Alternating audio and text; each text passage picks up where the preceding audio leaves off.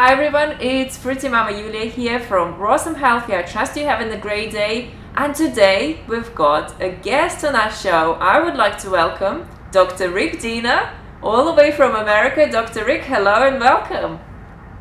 Hello, glad to be here. Yes, it's great to have you here. So can you tell us a little bit about yourself? I can. So I have been eating a raw vegan diet since 1987. So that's 28 years. And in that time, I've been studying as much as I can. And let's see, I from 1993 to 1997, I went to chiropractic school where I learned a lot about all the sciences and learned about raw food nutrition. Even though they weren't talking directly about raw food nutrition, I learned about it in so much more depth because I learned all the scientific principles behind nutrition. So that was great. After that, I spent 4 years at a water fasting center analyzing people's lab work and seeing what happens when you just get out of the way and let the body heal itself. Fast forwarding a little bit, my wife Dr. Dina, and myself teach a 100-hour curriculum known as the Science of Raw Food Nutrition in Northern California, where we probably did, not exaggerating, tens of thousands of hours worth of research in order to put that curriculum together. So we've really gotten our nose in the books there in terms of raw food nutrition. And for the last several years, I have a lab work and consulting practice where I help guide people on vegan and raw food diets to make sure everything's dialed in and they're as healthy as possible. And I've learned an awful lot seeing actual lab data on lots of real life, long-term raw food vegans. That sounds great. And we met you at the Woodstock Fruit Festival 2012, and I have to say I went to your lectures, I listened to your work, I've also consulted you myself, and I'm just so impressed with first with the knowledge that you have, and second with your ability to deliver scientific information in such an easy to understand way, even humorous way. So today I'm going to ask you about protein. There's been quite a lot of videos made on YouTube about vegan YouTubers being protein deficient, and vegan YouTubers specifically with regards to lysine, amino acid, and also just generally being low in protein and other nutrients. So I really wanted to talk to you about it because I know you have a lot of knowledge and a lot to share. So my first question is it true that for as long as you eat your calories, you're gonna get your protein, automatically get all your protein needs? Well, not quite. I'd have to qualify that just a little bit. I would say, and it's interesting, I'm the co-author of the Raw Food Nutrition Handbook that just came out a few months ago that my wife is the lead author of, and I wrote the protein chapter in that book, and I think I said it that any rational raw food diet that contains meaningful amounts of vegetables will meet your protein needs if you get an adequate amount of calories.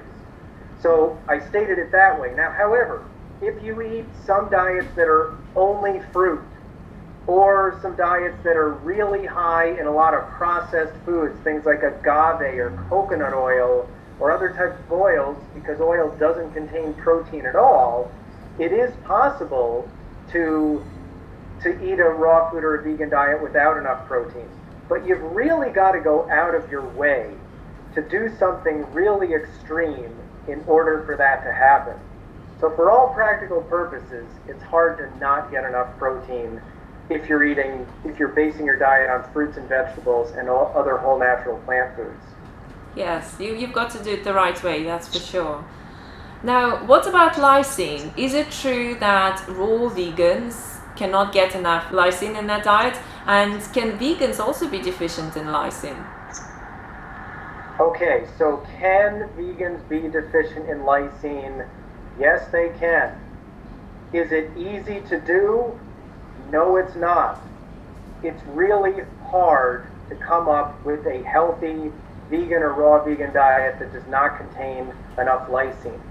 So in the book, as well as a little bit, as I know you know, Yulia, but maybe all your viewers don't know, we're collaborating, my wife and I and you and your husband, in order to put together a Overcoming Nutrient Concerns program where I take a very simple exercise. We look at the World Health Organization recommendations for total protein and all the amino acids. And I have a little bar chart of all of them. And then we look at different diets and different foods, and we look up the amount of all the essential amino acids in there, including lysine, and then we see what adds up. And you eat fruits and vegetables, you get enough lysine. Now the main issue with lysine is not in great abundance in certain grains, not most grains, but certain grains, and especially if those grains are refined, they can be lacking in lysine. So if a vegetarian focuses their diet on refined grains and then includes junk foods in there like, soy, margarine, and some other things, high in calories but lacking in protein, it is possible to not get enough lysine. Once again, if you eat only fruit, you might not get enough lysine. But any rational mix of fruits and vegetables and other whole natural plant foods, you're going to get enough lysine. And I have analyzed hundreds of different foods and many different raw food vegan diets and compared that to what the lysine recommendations are, and it becomes really clear after a while there's plenty of lysine in raw food diets. Thank you. Thank you for addressing that. Now, my next question is, do vegans actually need more protein in their diet because it is not as well digested as animal protein? That's really silly. I mean, I think I saw the video you're referring to, and I think part of the argument was, well, because raw food vegan diets are lower in lysine, you need to eat more total protein to get enough lysine, in order to meet your needs. And so number one, it just isn't true. And I mean, here's what I tell our students in our Science of Raw Food Nutrition classes, where I have an hour-and-a-half section called Where Do You Get Your Protein? I say go on Chronometer or pick any other nutrient database that you want, put in a day's worth of the fruits and vegetables, whole grains, whatever it is people eat, and it'll tell you.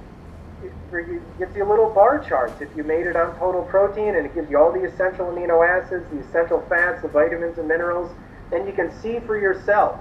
And I challenge people to come up with a protein deficient diet made out of fruits and vegetables with meaningful quantities of vegetables. We do have to have enough vegetables in there, and no one's defeated my recommendation yet. So therefore, okay, so the more protein to get enough lysine is just silly.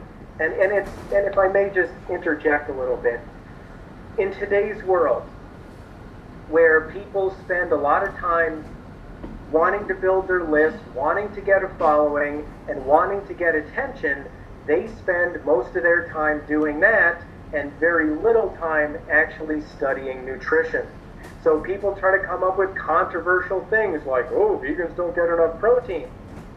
Those of us who are well educated realize how foolish they look, but most people think, oh my God, I better tune in and listen to this person. So it's harder and harder these days to get accurate information out there because people just want to do what's controversial and not what's accurate. So do vegans need to consume more protein because it's harder to digest? No. I mean, there's just no foundation behind that. It's actually pretty silly. In fact, raw vegans are in really good shape because when you heat protein, you destroy a lot of the biological value of that protein. So if you don't heat your protein, you maintain the biological value of it. So no, you don't need more protein as a vegan. In fact, the strongest man in the world is a guy named Patrick Babamian. In 2013, he set a new world record for carrying this thing called a yoke. It's this thick bar that goes across your shoulders with a whole bunch of weight stacked on it. And he carried, I think it was about 2,500 pounds. So that's about 1,200 kilograms. It weighs as much as a large horse. He picked this thing up He carried it for 10 meters, and then he put it back down, and he yelled out, "Vegan power!"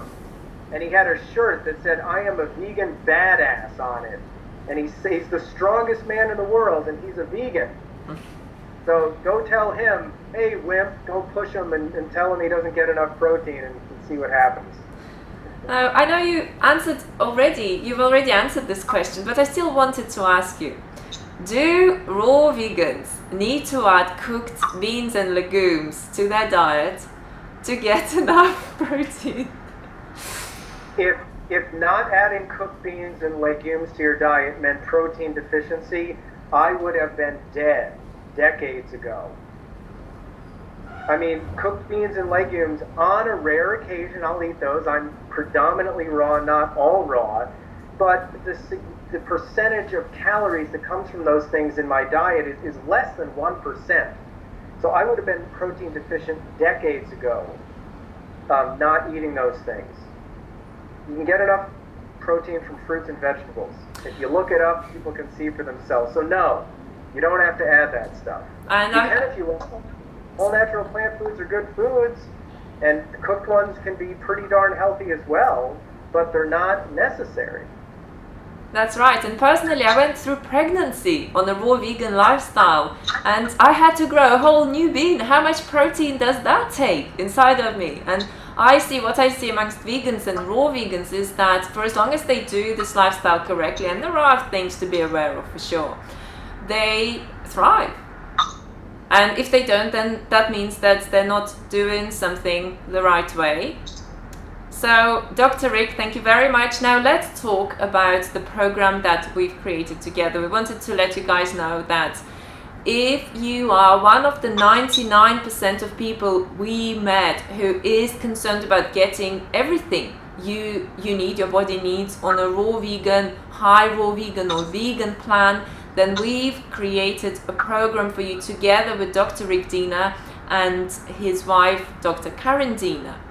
So the program is called Overcoming Nutrient Concerns with Blood Work and Other Methods. And Dr. Rick, can you please tell people what's included? Yes, well, we had to make sure we covered where do you get your protein in that, because I'll tell you what, and as I always tell our students, just get used to it, because for the rest of our lives and our children and grandchildren's lives, you get 10 seconds into a conversation about a diet that doesn't include meat and protein comes out of their mouth. So we cover that very thoroughly, and you see recommendations in bar chart form versus the dietary plans, and you see how you can not get enough protein, but also how easy it is to get enough. We cover omega-3 fats, one of my favorite topics. I debunk all the stuff about fish out there. I understand why they say what they do, but I also have a different perspective based on my many years of clinical experience working with long-term raw vegans. We cover sodium, iron, vitamin B12, vitamin D, beta-carotene, let's see what else is in there. Iodine? Calcium, iodine, zinc, and selenium, and I think there might be one nutrient I am forgetting. But all the basic concerns, and we've got that all in one program where you can watch very clear PowerPoint slides while my wife and I speak in, and you can follow along with the slides or just listen to the audio. I think the entire thing ended up being about 4.5 hours worth of content where people can listen and watch and see how to make sure they're getting all the things they need on a raw vegan diet so they can experience long-term health doing that, just like we have been for over 25 years each, and just like you and Paul have been for about 6 years each. You guys are off to a great start, and I'm sure you're going to keep it up over the long term. Yes, and I have to say that for me personally, it is so important to have this peace of mind and to know information, not just information where, not just anecdotes, but clinically researched and tested information. And this is what we've included in this program that is going to show people, that is going to make people a lot more confident about their diets, and certainly greatly reduce the chances of you becoming deficient, or you not balancing your lifestyle, your diet the right way, and then coming off it and then going back to the diet that actually created all the diseases in the first place. So I think this is an amazing program. So again, overcoming nutrient concerns with blood work and other methods with Dr. Rick Dina. There will be 3 training modules that you will receive, and we will also have a Q&A session, plus the special bonuses, cheat sheets that Dr. Rick has created. And we really highly recommend you sign up to it. So the link, here is the link to follow. We'll place it on the screen. And please go and explore this page and for sure take action. So you're not one of those people who hear someone talking about protein deficiency or selenium, or like you will hear many paleo people talking about beta carotene or omega-3. God. K2 was the one I forgot. We're adding that in the program too. That's an important one. Yes, K2, and then you get scared. And so knowledge is power, be empowered, and that's the link to follow. Dr. Rick, thank you so much for joining us, for sharing all this information. And we also encourage people to visit your website and learn more about your work. And And could I inject one thing? I mean, what you said, I absolutely agree with. We want people to know that how to be healthy on a raw vegan diet. It's not all that hard once you know the fundamentals, but you do need to know them. And I think what you were alluding to is we have more and more people these days who are oftentimes thriving on the raw vegan diet. All is going well, but they're thrown off track because of misinformation. Like you said about protein, omega-3s, all that type of stuff. And then they figure, oh, I better go off the track, and then they don't get the benefits anymore. So yeah, the knowledge is so critical. Yes, I absolutely agree. It's critical, and it's critical not just for the beginners, but for people who have already been on this path for a while. They do need to know all the ins and outs that you have to know to make this lifestyle your success. Yep, and then as you mentioned, our website, rawfoodeducation.com. So there's a lot of good information there. My wife has made a lot of articles on there. We both have YouTube channels. You have access to that, and all the other resources that we have on our website. So hopefully that clears a few things up. And for those of you who want to engage in the program, that'll clear more things up. And thank you, Yulia, for interviewing me about this topic. Thank you, Dr. Rick. All the best. All right, bye-bye. Okay, Dr. Rick, so my next question to you is, I forgot the question. So the thing is, if you simply look up how much lysine is in different raw foods, and here we go. I'm Skyping with Julia, though. She's interviewing me. Well, hey, you get to see my salad anyway. There you go. It's a lot of vegetables in there. Lots of protein. Looks good.